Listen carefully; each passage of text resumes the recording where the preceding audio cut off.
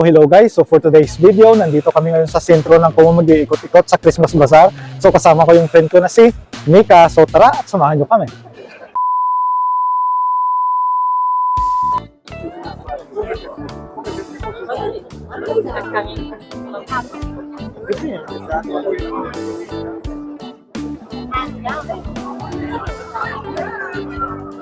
A few moments later. And guys, lakad-lakad muna kami. Kung ano yung makita namin, baka may mabili kami kung meron kaming pera. Pero ako sigurado wala, iwan ko ito yung kasama ko. Baka meron to kasi mayaman na to dito sa Italia. So window shopping kami muna. Baka may makita kaming kaya ng budget at mabili namin.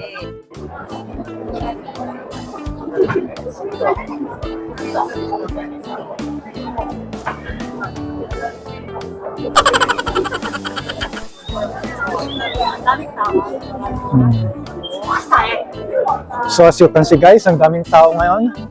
So it's time for shopping na pang regalo for this Christmas season. Later. So ngayon guys, nandito kami sa sentro ng Como, sa tapat ng Duomo, kanilang katedral. So nandito sa likuran ko yung mga restaurante at andyan yung kanilang Christmas tree. Tara, puntahan natin.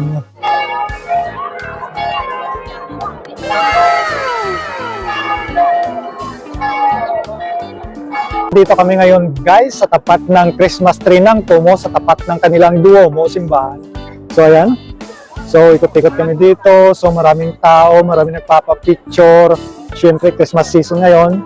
Tingnan mo naman yung kasama ko, busy sa pagpaganda. Selfie queen ho yan. So kung naghahanap kayo ng girlfriend, pin nyo lang ako kasi bibigay ko yung number niya. Single but ready to mingle. So ngayon guys, ikot-ikot pa din kami. Wala pa rin kaming nabili. So okay na yun para hindi kami makagastos.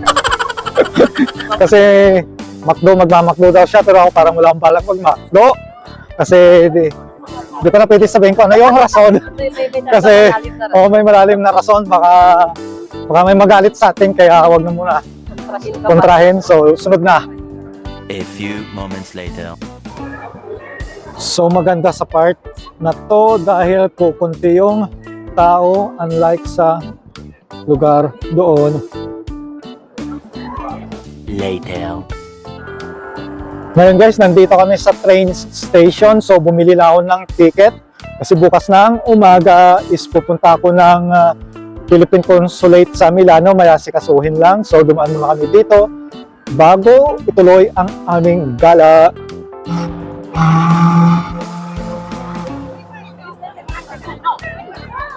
Ngayon sa ice skating rink dito sa Piazza Cavour. So ito is sinisit up dito sa Como tuwing Christmas season lamang.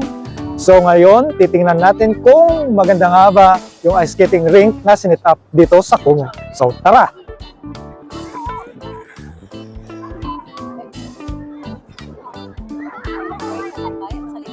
Oh.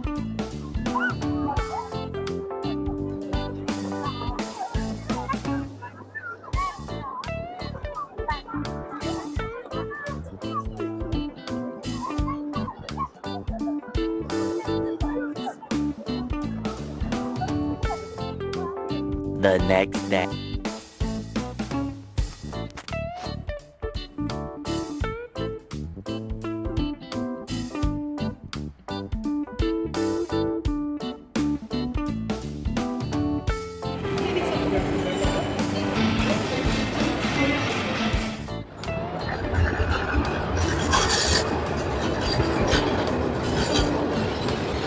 So good morning guys, kararating ko lang ng Milano. So hindi na ako napag-video sa train kasi siksikan. So it's around 8:30 na ng umaga. So ngayon pupunta tayo ng Philippine Consulate.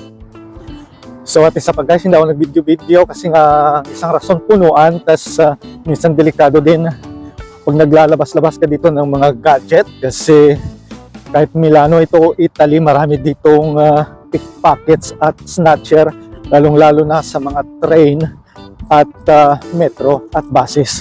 So tip ko lang sa mga gustong mag-Milano at nasakay kayo ng mga public transport. it's better na lumayo kayo sa pintuan, or pag tumigil yung bus o train o tram o metro, itagon yung mga gadget nyo ng maigi kasi minsan nangahablot din dito yung mga snatcher. A few moments later.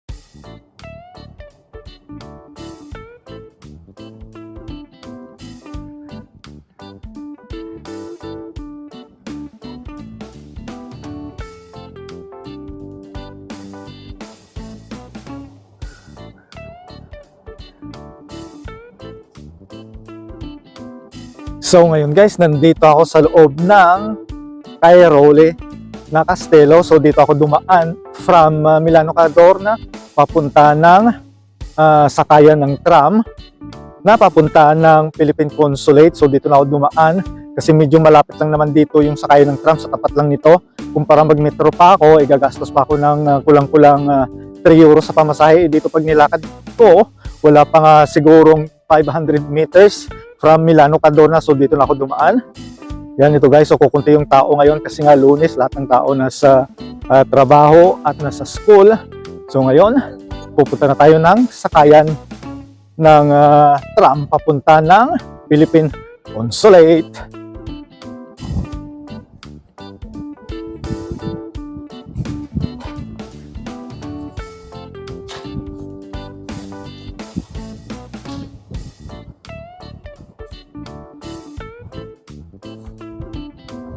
Ngayon guys, nandito na tayo sa labas ng Kastelo ng Cairoli. So nandito tayo sa tapat mismo, ayan.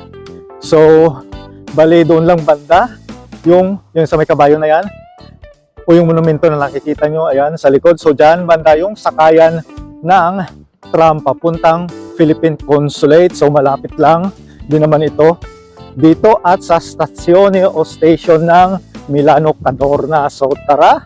Later.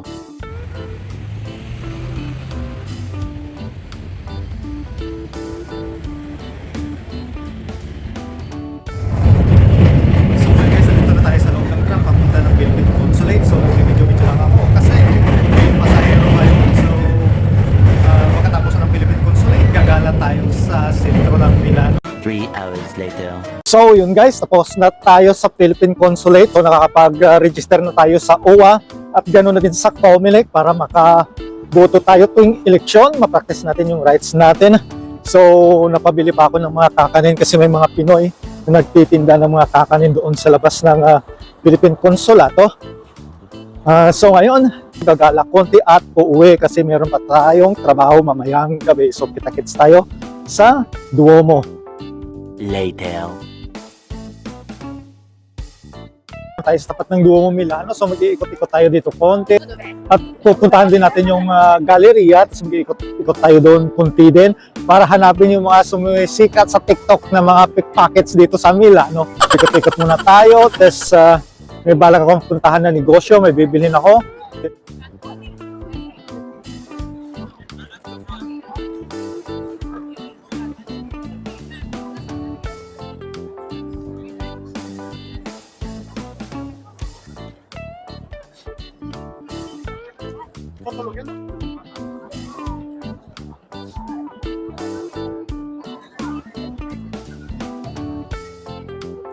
Yan, yung Christmas tree na yan, siniset up nila ngayon. So, hindi pa tapos. So, sisindihan nila yan, ububuksan yung mga lights sa darating na December 8. So, may 4 days pa. So, ngayon is December 4. So, hindi na tayo makakapunta kasi nasa Kumu tayo nakatira. 1 hour pa yung gagahin natin papunta dito ng Milano. So, ayan, medyo maraming tao ngayon kahit malamig. Taglamig ngayon dito guys. It's around 2 degree yung lamig, kaya nakabunit tayo, purmahan tayo ng tudo, naka-trench coat, naka-boots. Yan. So ikot-ikot muna tayo dito konti, tapos pupunta tayo ng Galleria. A few moments later. So guys, nandito tayo ngayon sa tapat ng Galleria Vittorio Emanuele, the second kung mas kilala sa tawag na Gallery di Milano. So gagala tayo sa loob kung ano yung makikita nating bago. At kung nakita nyo sa previous vlog ko around 2 months ago is nakapunta ko dito sa loob kasama yung aking pinsan at mga kaibigan niya from London. So ngayon, papasokin natin kung ano yung bagong update sa loob ng Galleria dahil nakita ko sa TikTok na yung Gucci na brand is gumawa ng Christmas tree ngayon. So ngayong taon sila yung nag-sponsor na magtayo ng Christmas tree sa loob ng galleria. Usually for the past 2 years, 5 years, ang nagawa ng Christmas tree sa loob ng galleria is Swarovski. So this year, ang nag-sponsor na magtayo ng Christmas tree, ayun siguro sa loob dyan, tingnan natin, ay yung Gucci. So tara guys, silipin natin kung ano yung bago sa loob ng galleria.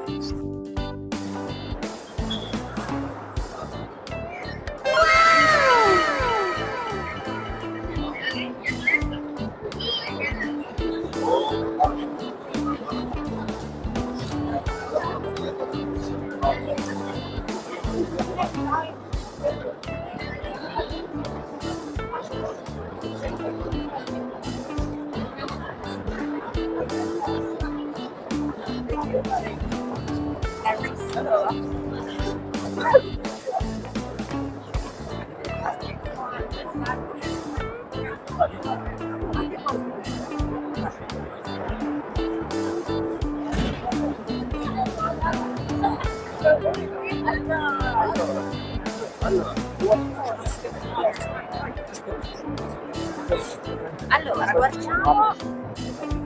Nandito na tayo ngayon sa loob ng galleria. So as you can see sa likuran ko, makikita nyo yung Christmas tree made ng Gucci. So this year, sila yung nag-sponsor ng Christmas tree ngayon. So hindi pa siguro nasisindihan kasi nagsisit up pa lang sila ng button sa likod. Yan, so nasaputing yan. Sinisit up pa lang nila siguro para sindihan yung lights ng Christmas tree na yan.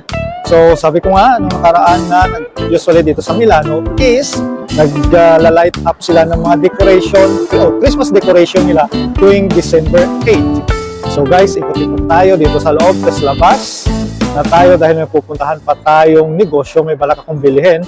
So ayun guys, hindi tayo makalapit yan sa turo na iniikutan kasi nakasarado siya to protect the Gucci Christmas tree. So ito na nga guys, by the time nag-upload ko yung vlog na to is nasindihan na o napailaw na yung mga Christmas tree sa Milan. So ito yung Christmas tree sa tapat ng Duomo. 8, 7, 6, 5, 4, 3, 2, 1, luce! At ito naman yung Christmas tree sa loob ng galleria na sponsored ng Gucci.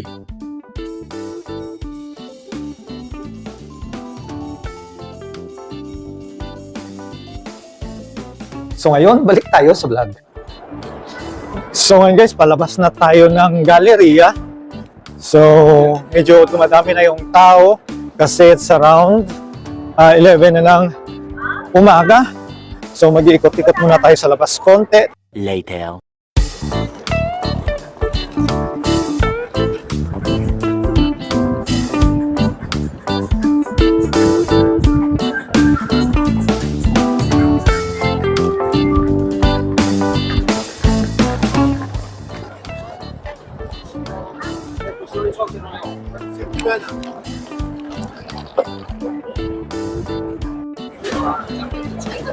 So guys, dito pala sa Milano meron din silang Christmas Bazaar. Yan, mga tiyangge-tiyangge. So tinatayo lang nila yan during holiday season o Christmas season. Ayan. So ikot-ikot tayo dito sa labas. At doon na part guys, marami pang mga negosyo pero hindi na ako pupunta doon kasi yung pupuntahan ko is sa kabilang part. Titingnan na natin konti doon. Silip lang tayo, tapos punta na tayo sa Primark. A few moments later.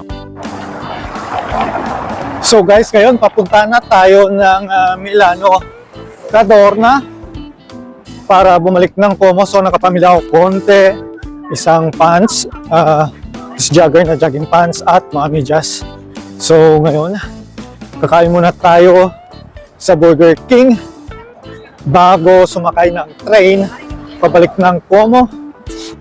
At ako'y nagugutom na kasi hindi pa ako nag-almusal kanina. Later.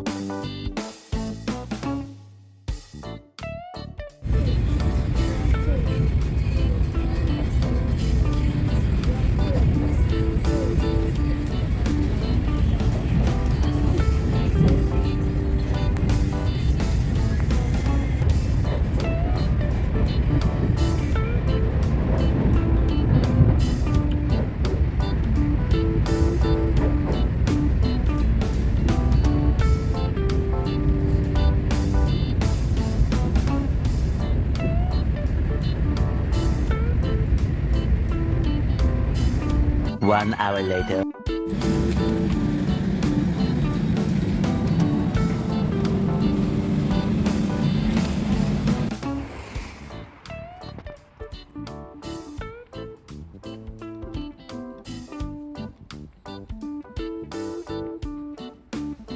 Finally guys, nandito na ako sa bahay. Kararating ko lang, it's around 5 o'clock in the afternoon. So pahinga lang konti dahil meron akong trabaho at 6 p.m. So hanggang dito na lang yung vlog ko ngayon. So I hope nagustuhan nyo. Please don't forget to like, share, and subscribe to my YouTube channel and hit the notification bell para lagi kang updated pag meron akong bagong upload. So, hanggang dito na lang at kita-kits tayo sa susunod na video.